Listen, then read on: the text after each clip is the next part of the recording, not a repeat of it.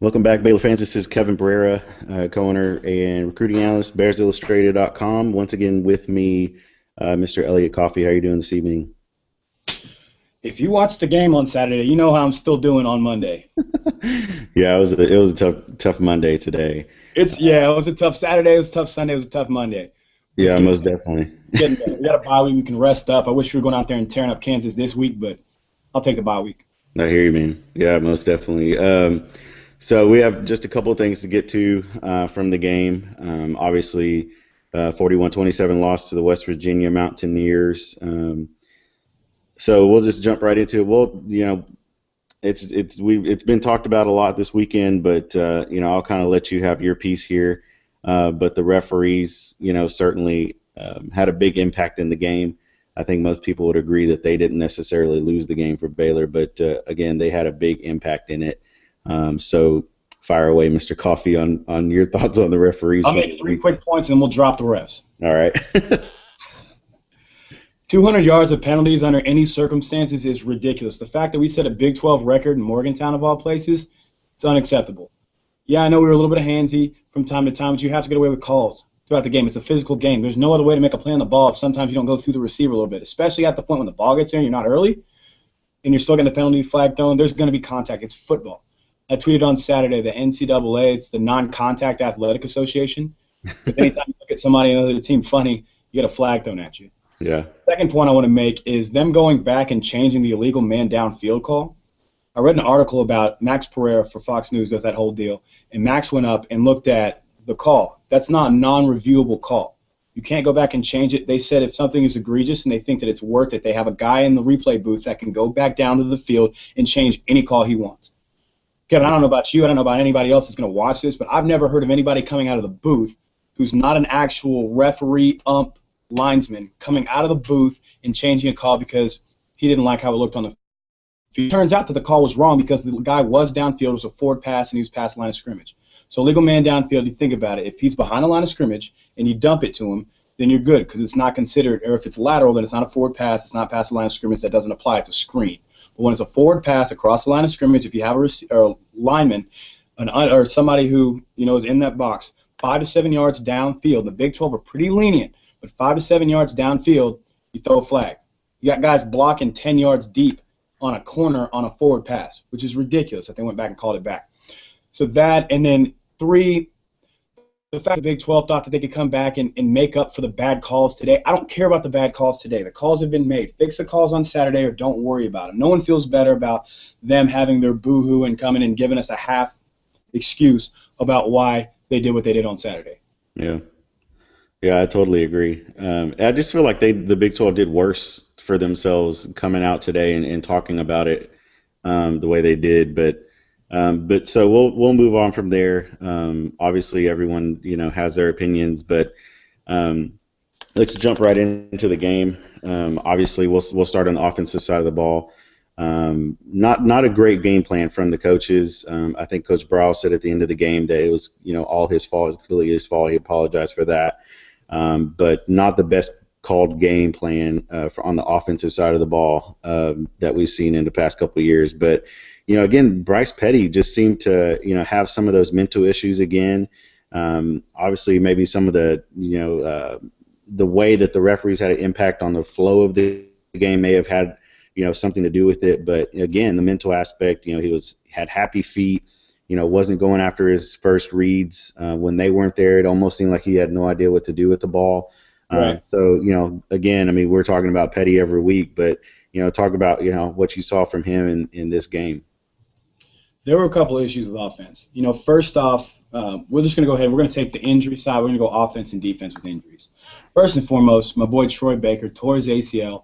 It's out for the rest of his career in college. Heart goes out to him. Prayers up for that kid because he plays his butt off. He's worked hard to be a part of that really good team, and it sucks to see that guy go down the way he did. But in between him and Desmond being down on that interior line, you're just having issues establishing the run. Shock, I think, is a great player, but Shock is a complement to Devin. So when Devin's healthy and Devin can go out there and tote the ball 20 times a game, I think that combination, as opposed to just Shock or just Devin, is much better for us. You look at the scheme that we went with. When we can't run the ball, we have to somehow, some way get 5 yards on first down. So that's why you saw the lateral throws. That's why you saw the screens, because you want to tire the interior lineman out. So when you get in the later downs, and if you're in a situation where you're 3rd and 10, those big guys in the middle are tired because they've either been running east or west, or somebody's been running over them the whole game. And when you don't have either of those established, all you have to fall back on is throwing the ball deep. And when you're sinking those safeties that they have, you just don't really have a play because you have triple coverage. You have somebody play a corner playing under, you have a linebacker that's playing on the inside, and then you have a safety playing over top. So you don't have any options. On top of that, Bryce missed 3 or 4 throws that I think left points on the field. I'd say it's about anywhere from 21 to 28 points that he left on the field purely based off of the throw. And I think that was the most frustrating thing for me to watch, because you could see he made the right read. You could see that the receiver had the corner beat or had the safety beat, and all you have to do is really get that ball in a position where he can catch it. And that's just what we didn't see. We didn't see the establishment of the run. We didn't play well in the perimeter, and we didn't play well in the deep ball. So you just can't expect to win games when there's not an aspect of your offense that's really clicking. And the thing about us is we can score so quick when things are going well that sometimes you can let an aspect of the game fall. We just didn't have any. Right. We couldn't run it. Couldn't throw it deep. Usually in the fourth quarter, shot comes in, rushes for 100 yards. We just didn't have it on Saturday. Yeah.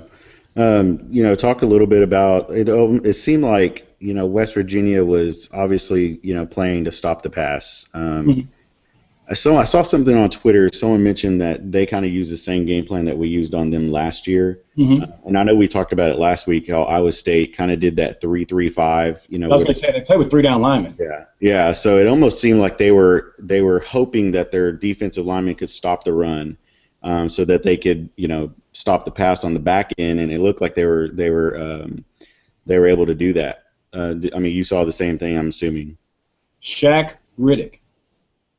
Yep, he was a beast that game. He's a beast. I tried to call him out. Like I said, he's only 220 pounds, but the guy plays like he's 280. Yeah. Moves really well. He was just a disruption no matter where you put him. If you can play with 3 down linemen and stop the run, you can do whatever you want. Yeah. Kwiatkowski played incredible on the inside, just tracking down, get happy feet in the pot. Every aspect of the game across the D-line, backers, even into the secondary, they were just dominant. And that's us going back. I don't think it's a coaching deal. I think it's just one of those Saturdays where things don't go in our favor. Yeah. Yeah. So, I think that this the bye week comes at a great time. Obviously, with Desmond and Troy now going out, like you said, prayers up to that guy, because he's been through it all. So, it's always tough to see players go down.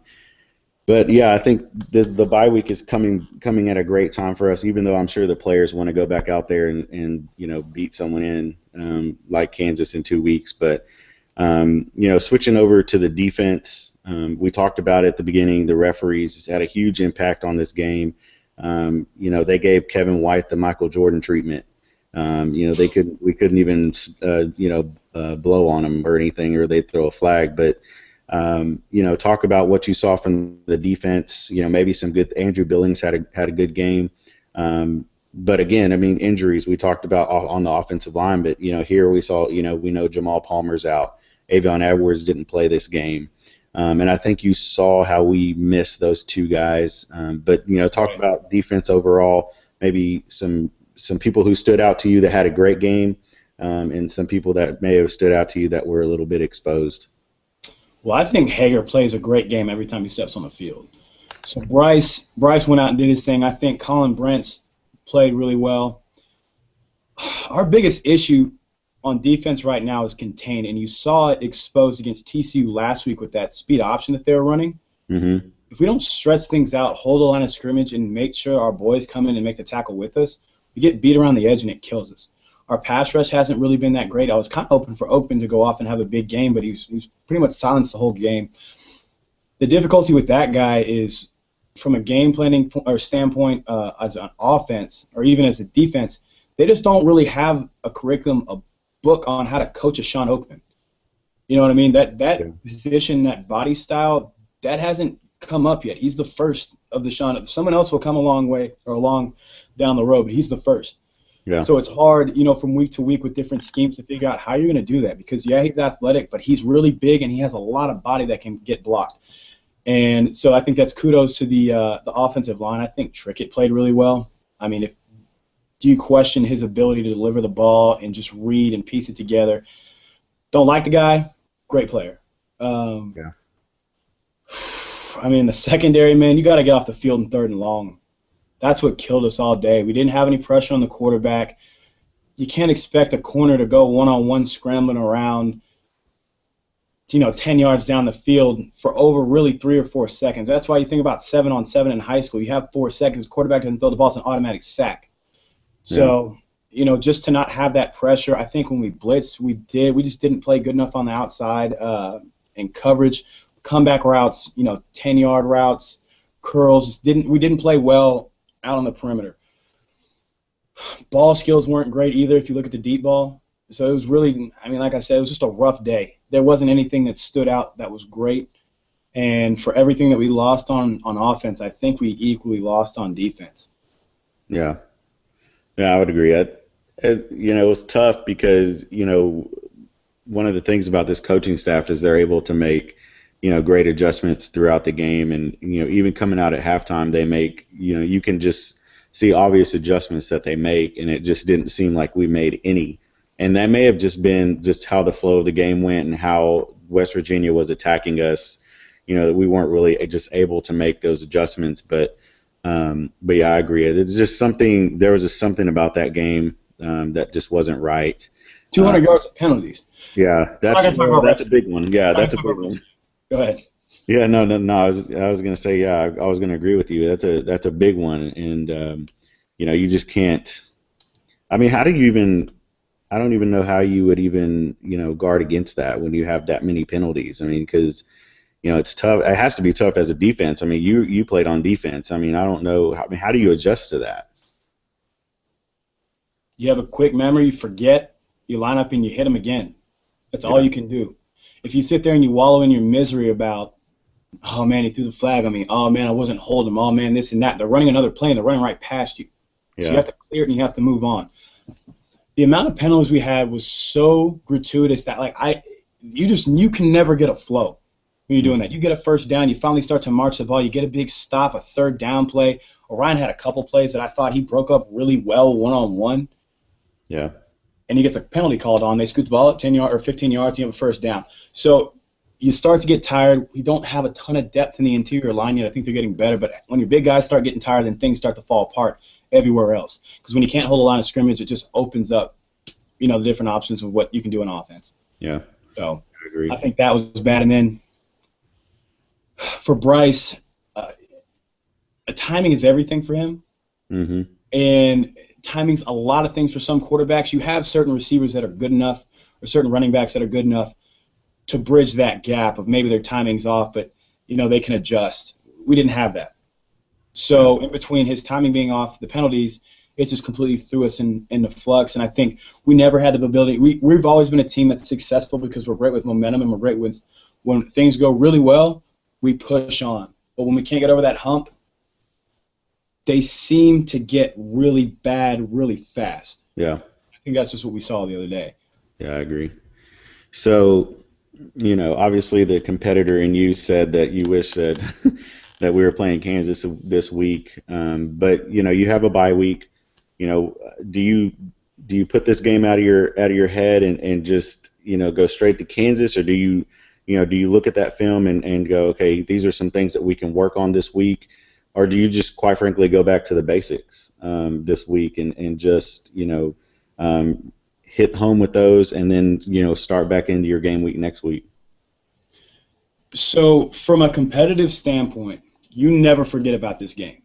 That's one big chip sitting on your shoulder. Because if this team wins out, goes 11-1, and doesn't make it to the Final Four or make it to the playoff, they're going to remember when they played in West Virginia and how this one game ruined it. And that's kind of the difficult part about college football, as opposed to the NFL, is you lose one game, usually you're out. Yeah. Big 12 has been playing very well. I think if TCU keeps winning, I think if Oklahoma keeps winning, which, they dropped their second, Kansas State keeps winning, we went out. We have a top 5 matchup against Kansas State December 6th. So I think right now, as far as the competitor goes, you're going to remember this game, and you're going to make sure that whatever you did wrong, you fix it. You're going to go into film on Sunday. You're going to watch it. Everyone's going to get yelled at. Everyone's going to be upset, walking around, moping. Do it for a day. It's cool. Mourn. Get it out of your system. You have a week to recover, to get some guys that are down that aren't injured but maybe hurt, Get Hmm. them rested. Go home for a weekend, see your family, kick back, relax, get the pressure of football off you for a little bit. But when you show back up a week from Tuesday, it's game time. Go up there, whoop Kansas. I'll be there. I'll be excited to watch them watch them go to work. Most definitely. All right, man. Well, any final thoughts from you heading into this bye week, or are you just ready to shut the door on this thing? Nah, yeah, shut the door, never look back. Good deal. Well, that's yeah. We'll wrap it up for that.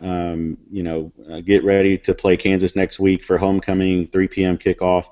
Um, for those of you fans watching this, we will be doing a Q&A with Elliot later this week since we don't have a preview to do. So tweet at us. Elliot is at Young Coff. It's YUNG Tweet COFF. COFFEY. COF. Okay. No, I'm sorry, your Twitter. Oh, YUNGCOFF. There you go. I Yeah, didn't make my Twitter handle. Stacey Williams and Clifton Odom did. That's why there's no O in Young. I got you. Yeah. So tweet at him any questions you might have, or tweet at me at KB Scout Baylor, and then obviously our main Twitter at Baylor Scout. Any questions you might have, we'll be sure to ask Elliot later this week when we do that. So for Elliot, this is Kevin. We'll see you guys later. Later, guys.